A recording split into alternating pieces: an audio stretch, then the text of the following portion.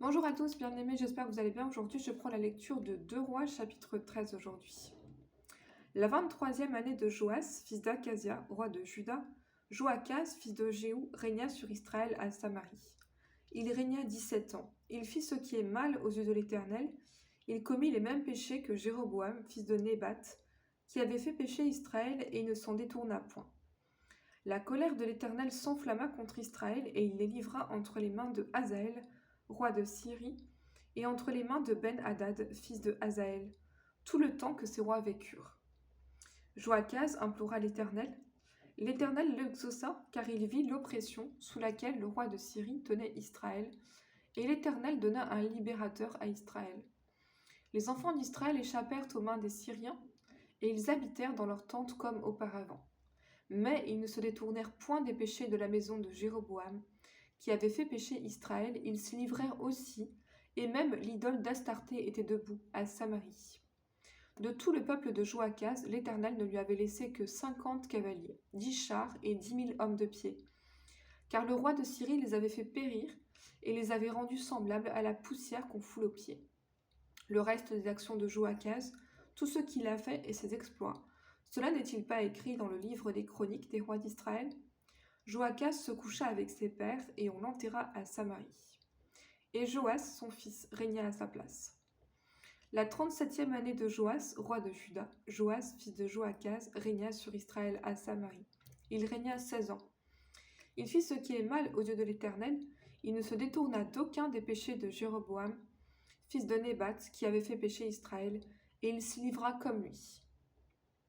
Le reste des actions de Joas, tout ce qu'il a fait, ses exploits, et la guerre qu'il a eue avec Amathia, roi de Juda, cela n'est-il pas écrit dans le livre des chroniques des rois d'Israël? Joas se coucha avec ses pères, et Jéroboam s'assit sur son trône. Joas fut enterré à Samarie avec les rois d'Israël. Élisée était atteint de la maladie dont il mourut, et Joas, roi d'Israël, descendit vers lui, pleura sur son visage et dit : mon père, char d'Israël et sa cavalerie.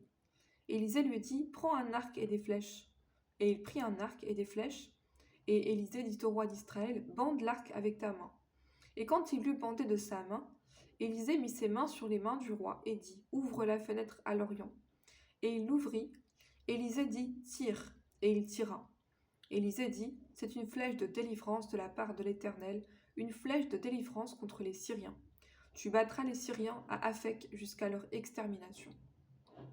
Élisée dit encore : prends les flèches. Et il les prit. Élisée dit au roi d'Israël : frappe contre terre. Et il frappa 3 fois et s'arrêta. L'homme de Dieu s'irrita contre lui et dit : il fallait frapper 5 ou 6 fois. Alors tu aurais battu les Syriens jusqu'à leur extermination. Maintenant tu les battras 3 fois. Élisée mourut et on l'enterra. L'année suivante, des troupes de Moabites pénétrèrent dans le pays. Et comme on enterrait un homme, voici, on aperçut une de ces troupes et l'on jeta l'homme dans le sépulcre d'Élisée. L'homme alla toucher les os d'Élisée et reprit vie et se leva sur ses pieds.